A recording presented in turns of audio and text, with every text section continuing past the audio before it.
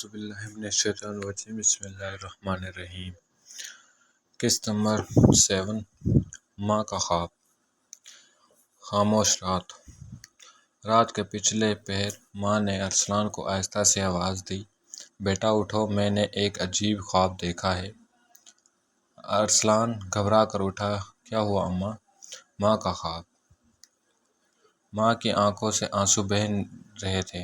انہوں نے کہا، میں نے خواب میں دیکھا کہ لوگ ایک میدان میں جمع ہیں، سب کے چہرے پریشان ہیں، کچھ لوگ روشنی میں ہیں، کچھ اندھیروں میں ڈوبے ہوئے ہیں۔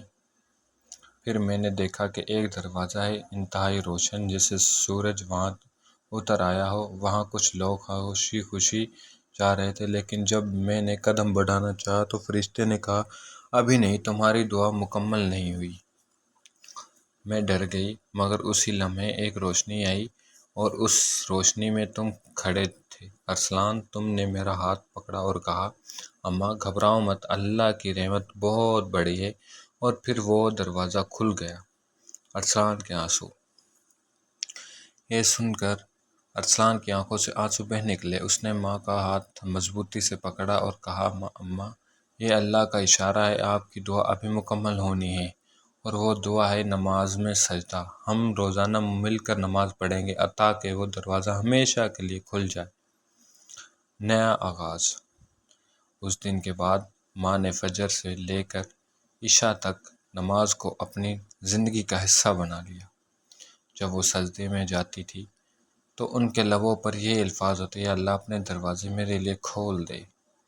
ارسلان اکثر ماں کے ساتھ بیٹھ کر قرآن پڑھتا اور ماں حیران رہ جاتی، یہی قرآن تو میں نے کبھی کھولا بھی نہیں تھا، اور آج یہی میری جان کی راحت بن گیا ہے۔